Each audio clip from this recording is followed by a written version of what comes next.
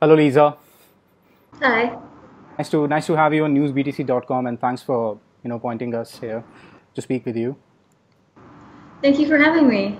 Well, so when we start this interview, I would really want you to just treat me as a layman, because seriously, I haven't read anything about EtherParty yet. So you will be the first one to tell me something about it, and I think it will be pretty much same for everything out there who will be watching this video. So my question would be very, very simple. How would you explain EtherParty to me? Was it all about? Yeah, EtherParty is basically the answer to the growing interest in smart contracts and the gap in ability to learn smart contracts for the average person. So over the past couple of years, as we've seen this term smart contracts kind of emerge, there's been a whole lot of use cases that have come out that have said they could solve, different industry problems. But at the core of it, a lot of people don't know how to actually implement this or actually create this in a way that they can address problems that they're directly working with. So if it's a business person that has a supply chain company and he needs to, solve something in his business and he wants to use a smart contract, he can't actually do it. He has to hire a bunch of developers. They have to actually figure out how to do that, and there's no like out of the box solutions that will help him actually solve the problem. So either party is there to really give people the tools to create their own smart contracts. Well, that's good, but what separates you from other developers at the same time? If there are, I don't know if there are any more solutions to it, but if there are developers making smart contracts, how EtherParty is different from them? The difference is that so because we went through this ourselves with hiring developers, getting them to understand what needed to be built in terms of a smart contract, drawing up specifications, going through kind of almost a learning process with each of them on how to develop this and then security test it, and that in itself is a very time-consuming process. And we felt that if most contracts, for example, token contracts and ICO contracts, which are very popular nowadays, they're very much like a template. They're very similar, and they only have maybe some little differences with each one. And so what if we commoditize that process, put it into a very simple wizard-like setup where people fill in their own fields, execute it on command, and this is already a battle-tested, very thoroughly security-vetted, tested contract. And so they have nothing to really worry about in terms of excessive cost, security risks, because we've taken on those risks ourselves.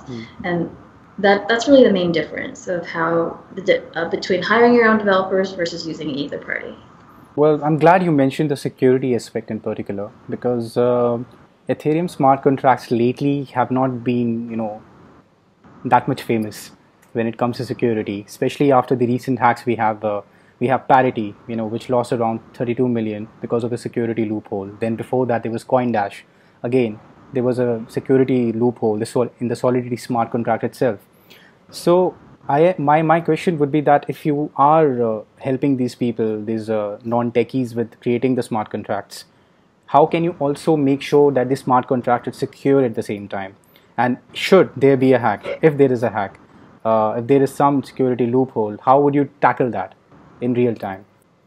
Yeah, so just to be clear, like hacks like that happen with both Parity and earlier than that, the DAO, those were both functions that were in a contract that allowed people to, in the DAO, create a looping mechanism, and in the Parity wallet access, kind of take over the wallet by calling a certain function.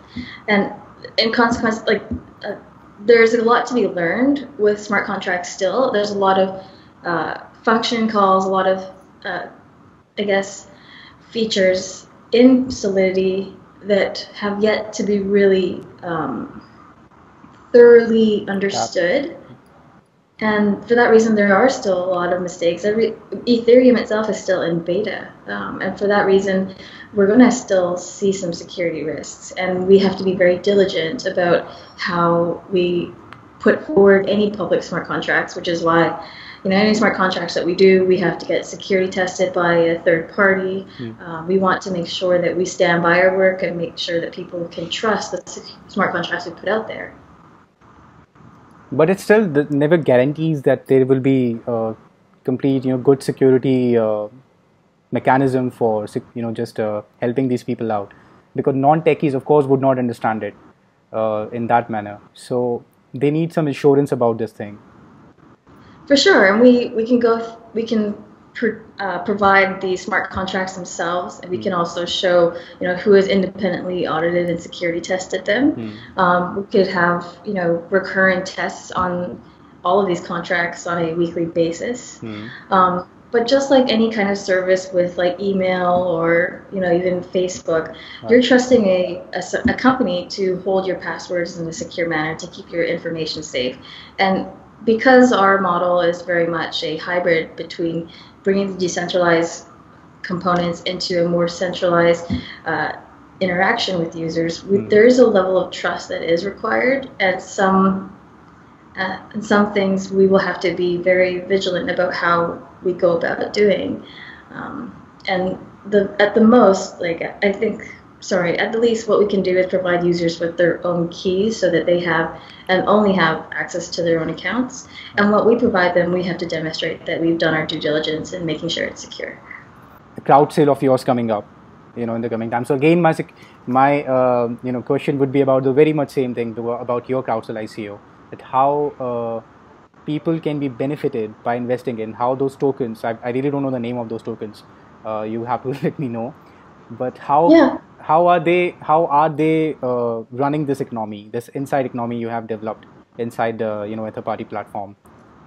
Yeah, so EtherParty really emerged out of kind of seeing this increase in interest in smart contracts and being able to have a very user-friendly option of using them and creating them.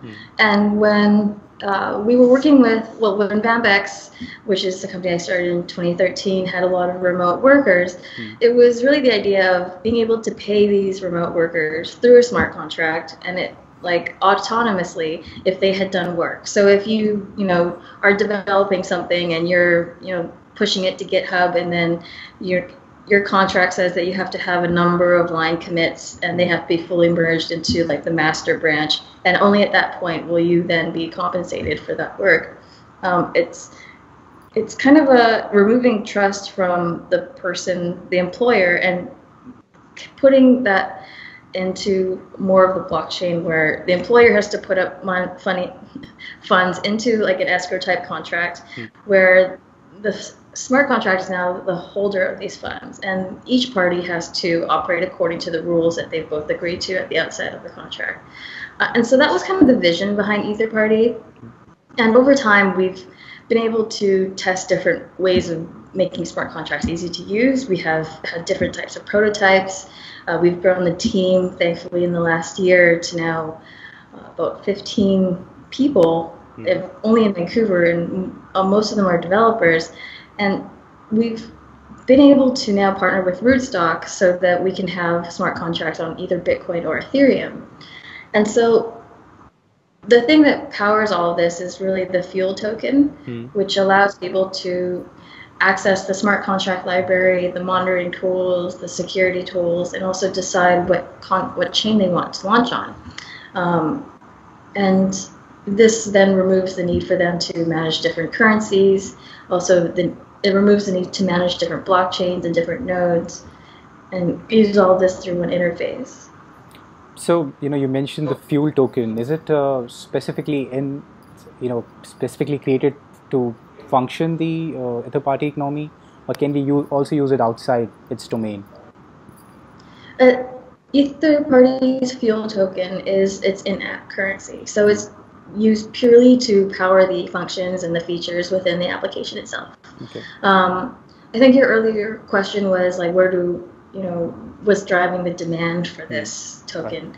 Right. And we see the growth of smart contracts growing every year, and we have to have user-friendly tools to address it.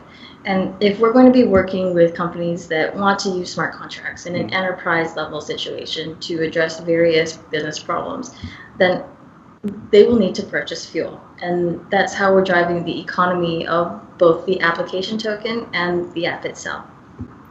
So you mentioned app. I mean, with app you mean to have this service available for Android and Apple users. Am I getting it right? Yes, we'll have a web app, which we have right now, Okay. and then we'll have a mobile app for Android and Apple users. But And we have there are sorry, go some, ahead. yeah, sorry, sorry to cut you off.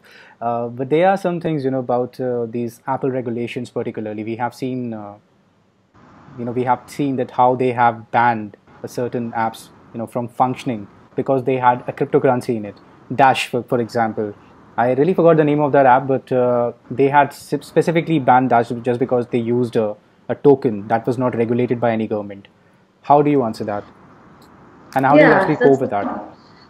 that's that's something that we think about very often in terms of how we're going to be structuring this app. And our experience working with Bambex, having worked with different companies, including companies that have launched a mobile app on the App Store, is that we can't allow people to purchase the cryptocurrency directly through the app. They'll be able to construct contracts, they'll be able to check contracts and the status of it, interact with people that they're sending contracts with.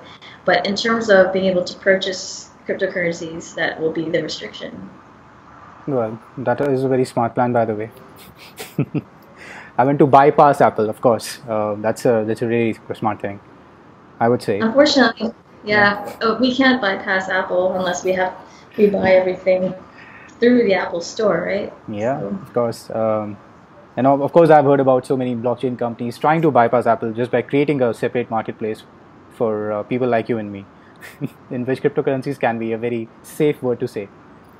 So I will move to the next question. Of course, I'm sorry I dwelled in. no worries. Yeah. So my next question would be about the regulations. It's very fresh. It's like the very freshest wound to cryptocurrency world what China has done. And I'm pretty sure that it must impact company like yours as well, because Chinese investors were really beginning to, invest in these ICO businesses. Most of the traffic was coming from there, from that territory. How do you think it will impact the ICO world as a whole? So it was something that seemed to be looming for a bit. We saw different press articles going out about how, ICOs should be regulated, how, think their ICOs are illegal and whatnot. And then over the weekend, like I think 3 or 4 days ago, the People's Bank of China came out with a kind of statement saying that ICO activity is illegal, ICO platforms are illegal. And as soon as that happened, we saw a bunch of ICO platforms shut down. And we actually worked with some of those on our Bambex marketing side. So in the interest of our clients and our partners on the Bambex marketing side, we had to make sure that no one was doing anything illegal according to that statement, and we pulled out of China entirely. And the same goes for any type of marketing that we'll do, even for EtherParty. I know I keep going into Bambex and we're talking about EtherParty as well, but it's hard because we saw the kind of problems that we could address while we were working with Bambex that now we can address by building what we did with EtherParty. And so, yeah, the Chinese regulation was not surprising, but it's also in line with kind of how it was kind of getting out of hand in China. Things were kind of like even more Wild West than the rest of the world almost. We're seeing crazy raises, very little product, very little credibility in the teams. People were treating it like almost like gambling. And considering China's currency controls, their centralized view on banking and economy, it's not surprising. But that just means that we have to renew our focus in the markets outside of China. Indeed. So do you expect them to come back to senses when it comes to supporting genuine ICOs at least? I don't know. That's a tough question. I don't think so. Well, me too. I mean, I was particularly shocked about that statement. I must really admit that. And to ban something, like from the ground, it's really a very hard stand. And so I was particularly shocked about it. And coming from you as well, I think we are pretty much on the same page that they're not going to look into ICOs for a very long time until companies such as yours start proving to them that they are actually meant for good, not for anything bad. Yeah, and that's what we're doing here in Canada, and what we are encouraging others to do as well is to talk to the regulators.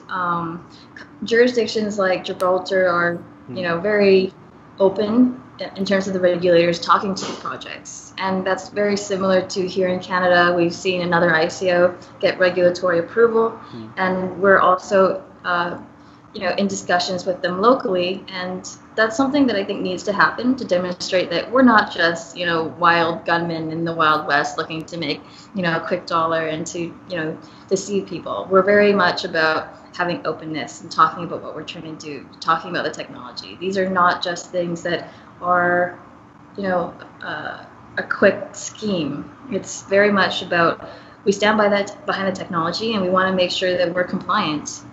And we want to understand how we can do that. So it was nice chatting to you, Lisa, and I'm sure that the EtherParty project will really go to the stratospherical levels, and it will really amaze people in the future. Thank you very much for speaking to us. Thank you.